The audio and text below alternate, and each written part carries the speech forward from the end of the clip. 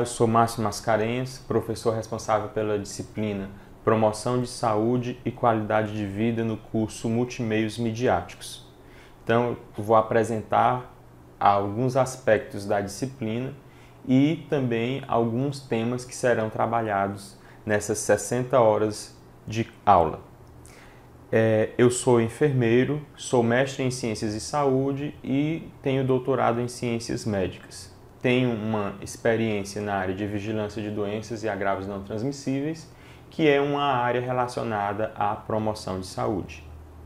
Essa disciplina está dividida em 3 unidades. Na primeira unidade, nós vamos ver uma introdução sobre o que vem a ser promoção de saúde, educação inclusiva, programa de saúde na escola e o tema sobre violência contra crianças e adolescentes.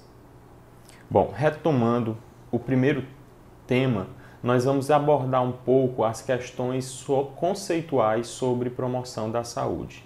Você sabe o que é promoção da saúde? Então, promoção da saúde é um tema relativamente novo, porque é passado para a maioria das pessoas o que é saúde. Talvez esse seja um conceito mais comum, mais corriqueiro. E nós sempre pensamos que eu tenho saúde quando eu não tenho doença. Mas será que saúde é somente a ausência da doença? Não. A saúde ela é um conjunto de fatores que permitem com que o indivíduo tenha todas as suas condições de vida equilibradas. Ou seja, vários elementos são necessários para que o indivíduo tenha ou se considere saudável. Mas para que o indivíduo tenha esses elementos, nós temos que, antes de as doenças ocorrerem, fazer a promoção da saúde. Logo, esse termo promover saúde, ele é composto por vários elementos. Nós podemos promover saúde quando damos condições de vida saudáveis. E essas condições de vida envolvem moradia adequada, alimentação equilibrada, orientação para a saúde, educação sexual, orientação pré-nupcial, cuidados com o corpo, cuidados com a higiene. Ou seja, vocês podem perceber que a promoção da saúde é a oferta de condições para que o indivíduo se desenvolva de maneira saudável. Vamos pensar um pouco. Quando falamos que um município tem uma ótima estrutura de saúde, nós pensamos logo em quê? Em hospitais, em atendimento médico, em consultórios, em pronto-socorro, em remédios, em exames. Então, nós sempre limitamos a saúde a uma estrutura de atendimento à população. Mas esse atendimento ele ocorre quando a doença já está instalada. Então, a promoção da saúde vem anteceder a implantação do estado de doença. Então, para que o indivíduo não venha a adoecer, existe a promoção da saúde. Essas ações que eu falei agora há pouco são as mais comuns. E elas não dependem apenas do setor saúde, mas dependem de outras estruturas dos municípios, estados e do país como um todo. Então, recapitulando, para que haja a promoção da saúde, é necessário ter educação, moradia, saneamento básico, água tratada, é necessário ter orientação sobre alimentação, que tipo de alimentação, em que determinada idade, em que determinada pessoa, em que determinada região. Além disso, orientações sobre como se prevenir de doenças, como fazer ou como evitar que as doenças se instalem. Por conta da importância da promoção da saúde nos dias de hoje, recentemente o Ministério da Saúde implantou a Política Nacional de Promoção da Saúde, que ocorreu no ano de 2006. De lá para cá, o Ministério da Saúde, junto com as secretarias estaduais e municipais de saúde, vem investindo em ações de promoção da saúde. E eu acho que vocês já perceberam isso. Nós podemos ver nos últimos anos o aumento do número de academias ao ar livre, ou seja, aquelas academias que são financiadas pelo governo. E o que tem a ver a academia com promoção da saúde? Nós sabemos que para a pessoa ser saudável ou se manter saudável, a atividade física é fator fundamental. Então, a atividade física é um dos elementos da promoção da saúde. E nós percebemos essa mudança nos últimos anos. Nós verificamos pessoas fazendo caminhada em maior volume e em maiores áreas da cidade. Nós percebemos pessoas indo mais às academias, tanto as privadas quanto as academias que estão disponíveis em setores públicos. Então, tudo isso é um exemplo de ação de promoção da saúde, que o Ministério da Saúde vem, digamos, intensificando nos últimos anos. Então, eu espero que vocês tenham compreendido. O material está exposto e disponível na apostila e nós vamos seguir para o próximo tema. Então, muito relacionado à promoção da saúde, nós temos as atividades de educação de saúde no âmbito da escola. Nós precisamos pensar que a escola é um ambiente em que toda a sociedade se forma. Então, as bases de caráter, de comportamento, de condutas e de conhecimentos de uma maneira geral, elas são firmadas ainda na escola. O indivíduo, ele desde criança fica nesse ambiente, passa a sua infância, a adolescência e até a juventude no ambiente escolar. Então, por ser um ambiente onde ele passa grande parte do tempo do seu dia e até mesmo da sua vida, nós entendemos que a escola é o cenário ideal para que o aluno e também professores e funcionários, eles possam trabalhar temas importantes. E um desses temas é a saúde. Por conta dessa concepção de que a escola é um ambiente adequado para introjetar conhecimentos fundamentais para o desenvolvimento da pessoa, o Ministério da Saúde, junto com o Ministério da Educação, eles implantaram o programa Saúde na Escola. Uma iniciativa bastante bem intencionada e que tem resultados positivos e outros nem tanto, dependendo da realidade daquela escola. Mas o que vem a ser esse programa? É um programa que visa atingir a população que nem sempre está nos postos de saúde, que são as crianças maiores e os adolescentes, para tratar com essa população de temas fundamentais para a sua saúde.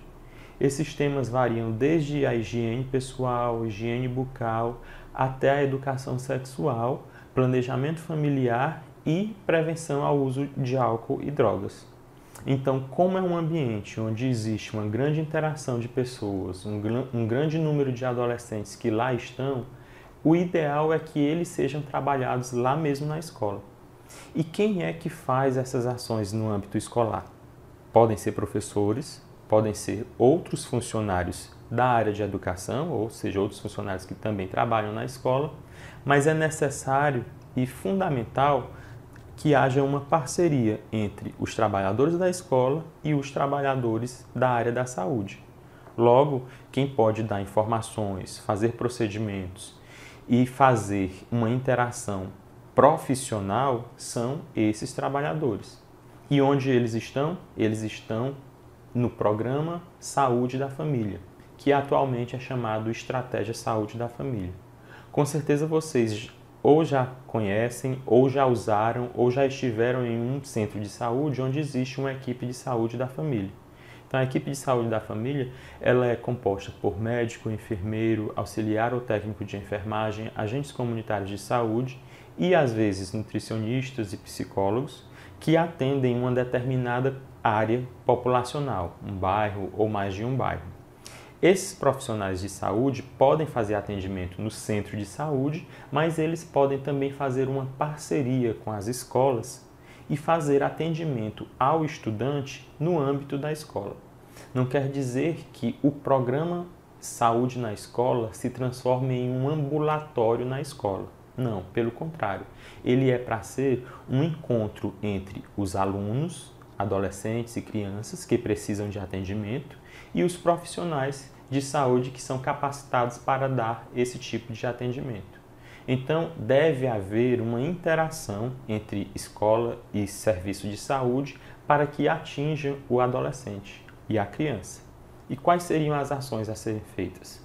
orientação sobre alimentação, sobre atividade física, sobre vacinação, orientação sobre prevenção de DST, orientação sobre planejamento familiar e também orientações sobre outras patologias, de acordo com a necessidade e com a realidade de cada escola e de cada equipe da estratégia Saúde da Família.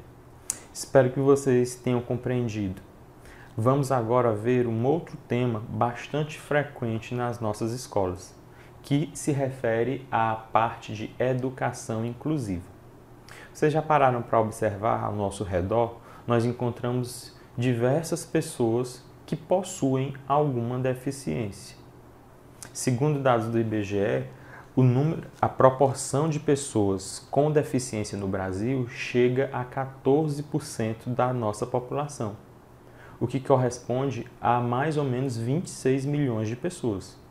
Então, é como vemos na realidade. Existem pessoas, um grande número delas, com diversas deficiências, ou problemas congênitos, ou sequelas de algum acidente. Nós vemos pessoas amputadas, nós vemos pessoas com membros perdidos, com membros inadequados para determinada função. Então, o conceito de deficiência, ele se refere a isso. É a ausência de um membro ou função, ou a inadequação daquele membro para uma determinada função. E a ocorrência de deficiências, ela pode limitar a vida da pessoa, né? Como vocês sabem, existem diversos tipos de deficiência, deficiência mental, as deficiências visuais e auditivas. Nós temos também os casos de múltiplas deficiências, que são as pessoas que têm mais de um membro ou mais de uma função alterada. Essas deficiências, elas podem ser ocasionadas por distúrbios congênitos no processo de formação ainda no útero materno. A criança, por algum motivo, tem uma deficiência ou um distúrbio na formação de seus órgãos. E aí ela já nasce com aquele problema. E existem outras deficiências que são adquiridas, como, por exemplo, as adquiridas nos acidentes de trânsito, as adquiridas nos acidentes de transporte, nos acidentes de trabalho. Enfim, são diversas as deficiências. Elas podem ser prevenidas? Sim, algumas podem ser prevenidas. Algumas malformações congênitas podem ser prevenidas quando a mãe, durante a gestação, faz uso do ácido fólico, que é uma forma de prevenir malformações neurológicas. Uma outra forma de prevenção é usar equipamentos de proteção, como, por exemplo, o capacete, o cinto de segurança. É uma forma de evitar que os acidentes de trânsito sejam mais graves e que deixem sequelas no indivíduo. Ou, no caso dos acidentes de trabalho, é fazer com que os trabalhadores usem também os seus equipamentos de proteção individual. É o capacete, visor, óculos de proteção e vários equipamentos de proteção de acordo com a área de atuação desse trabalhador. Mas o mais importante, além de reconhecer as deficiências como algo importante a ser tratado, é ter consciência de que são problemas comuns que existem em todos os ambientes da sociedade e na escola nós também vamos encontrar várias pessoas com as deficiências mais variadas. E o que é importante saber? Que todas essas pessoas, independente do tipo de deficiência que possuem, elas devem ter seus direitos e sua dignidade respeitada. Elas não devem ser tratadas de forma discriminada ou discriminatória. Elas devem ter garantia de que vão ser incluídas nos processos educacionais, não só ser incluída na sala de aula, mas ter acesso à sala de aula de maneira adequada, ter acesso à escola, ter acesso às atividades que são realizadas dentro e fora da sala de aula, enfim, ser respeitada como um outro aluno, como qualquer um dos outros alunos, e que seja incluída em todas as atividades. Provavelmente na vida você já deve ter sentido como é a sensação de se manter ou de ter sido rejeitado ou impedido de fazer algo que você tem muita vontade. Então, é necessário pensar e se colocar no lugar do outro, no lugar da pessoa com deficiência. Então, imaginar como é uma pessoa sem visão, uma pessoa que não consegue ouvir direito, que precisa de aparelhos auditivos para auxiliar na compreensão das atividades, como deve ser difícil e complicado para uma pessoa que está em uma cadeira de rodas ou uma pessoa que está usando muletas para se deslocar dentro da sala de aula, se levantar e se sentar, ou para participar das atividades que ocorrem no pátio. Então é necessário que todos os trabalhadores da escola se sensibilizem para perceber essas situações e intervir para que todos sejam incluídos, tanto as pessoas sem deficiência, mas especialmente as pessoas que possuem algum tipo de deficiência. Bom, e para finalizar essa primeira unidade, nós vamos discutir agora sobre o tema de violência contra crianças e adolescentes. Bom, é um tema bastante comum, bastante corriqueiro, logo porque a violência acompanha a humanidade desde o início da história do homem na Terra. A violência nada mais é do que uma relação de poder de um mais forte em relação a um mais fraco e que pode resultar em lesão, um ferimento, pode resultar em dano psicológico e pode também resultar em morte. É um problema multicausal e a sociedade como um todo está envolvida. A violência ela existe no local de trabalho, na moradia, nas classes sociais mais altas, mais baixas, nas pessoas com ou sem educação. Então é um problema que está na vida e no cotidiano do homem, em todos os países e em todas as classes sociais, todos os tipos de pessoas. Você com certeza já deve ter ouvido algum caso de violência. Se não, só basta acessar o noticiário e verificar o que acontece. São pessoas assassinadas, pessoas abusadas, violentadas sexualmente. E na escola existe, com certeza, especialmente no grupo que nós conhecemos como um grupo vulnerável, que são crianças e adolescentes. Por lei, de acordo com o Estatuto da Criança e do Adolescente, nenhuma criança deve ser vítima de qualquer ato de violência, quer seja ela física, sexual, psicológica ou de negligência. Então existe um instrumento legal que orienta e que determina que nenhuma criança ou adolescente deve ser vítima de violência. Mas e quando ocorre a violência? Será se você é capaz, lá na sua escola, de reconhecer os tipos de violência e sabe o que fazer frente a um caso de violência? Bom, a violência, como eu falei no início, ela não se expressa apenas por meio de uma ferida, de uma lesão, de um trauma.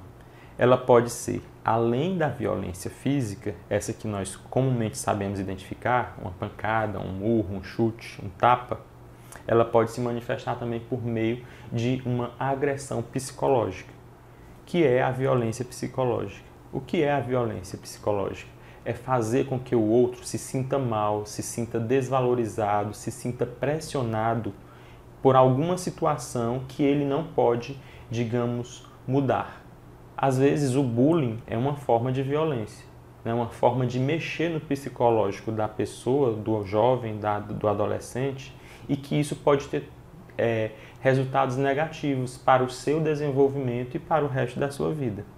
Então nós temos a violência física, a violência psicológica, nós temos também a violência sexual, que é representada pelo estupro. Mas o estupro ele não se limita apenas ao ato carnal de intercurso sexual. O estupro hoje em dia ele é entendido como qualquer ato libidinoso em que a vítima não consentiu. Então um beijo, uma carícia, um apertão, um amasso sem o consentimento da pessoa já pode ser caracterizado como estupro. E o estupro ou a violência sexual, ela afeta tanto meninos quanto meninas. Não existe estupro só contra mulheres.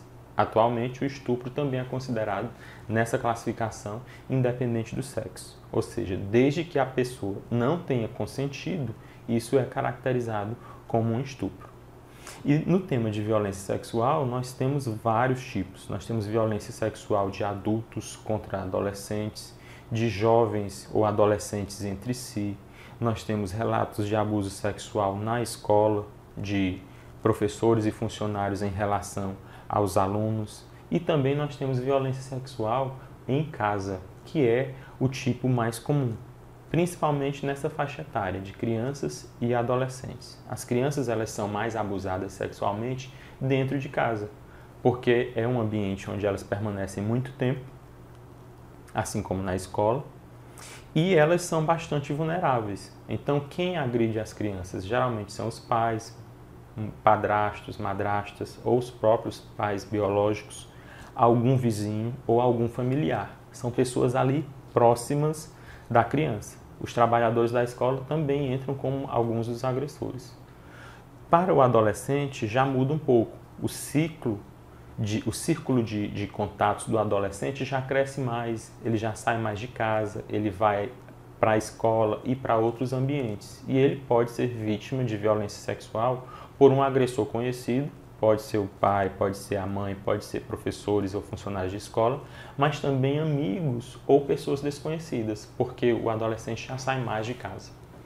Então, essas informações são para você perceber que a violência é algo comum, não deve ser banalizado, mas ela ocorre e que nós, qualquer cidadão, temos que estar de olhos atentos para identificar os sinais, as suspeitas de que algum aluno, algum funcionário ou alguma criança está em situação de risco ou de vulnerabilidade para a violência. E o que fazer?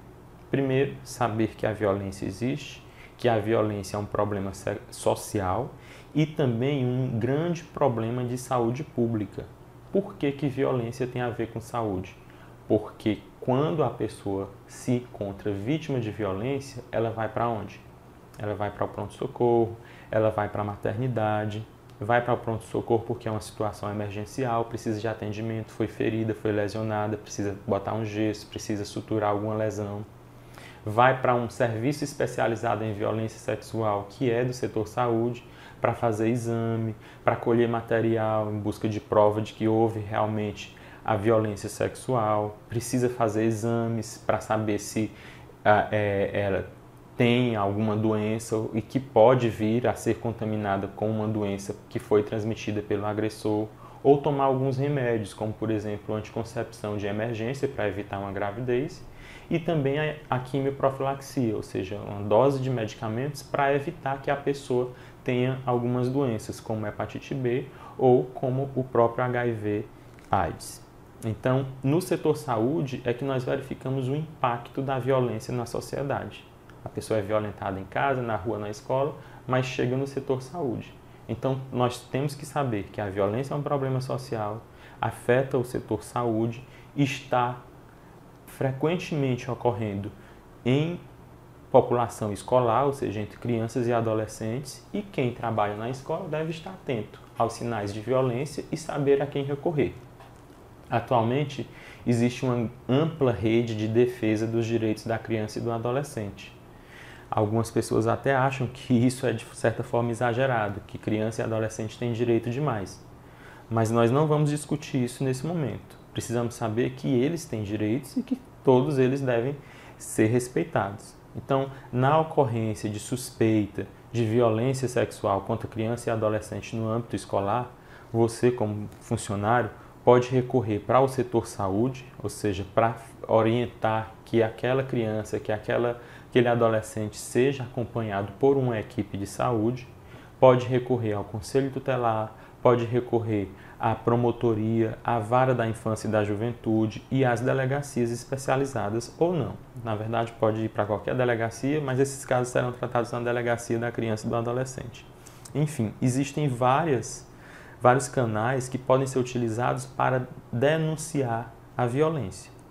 E outra coisa, violência contra criança, contra adolescente, contra mulher em qualquer idade e contra idoso, ele é um fato que deve ser notificado por todo profissional de saúde. Então, quando o profissional de saúde, já que ele trabalha no programa Saúde na Escola, souber de um caso de violência nessas populações, criança, adolescente, mulher ou idoso, ele tem a obrigação de notificar. O que é notificar? É avisar para o serviço de saúde que aquele se trata de um caso de violência. E quando é criança e adolescente, por lei, ele além de notificar, preencher uma ficha sobre a violência, ele tem a obrigação de informar ou de denunciar o caso de violência ao Conselho Tutelar. O Conselho Tutelar vai providenciar as investigações necessárias. Não quer dizer que nós agora vamos ficar atentos e procurando vítimas de violência a todo momento, mas todos nós devemos saber como proceder. Identificou um caso de suspeita de violência, envolve criança e adolescente, é obrigação de todos nós informar o caso ao Conselho Tutelar. Não quer dizer que nós vamos depor, que nós vamos fazer uma investigação. Não, nós temos que informar para o Conselho Tutelar e o Conselho Tutelar toma as providências. Então, com esse tema de violência contra criança e adolescente, com essas informações, nós encerramos a primeira unidade da disciplina. Vocês têm o material, podem fazer a leitura, devem fazer a leitura para aprofundar mais esses temas, responder todas as atividades e eu desejo um bom trabalho para vocês. Até a próxima unidade.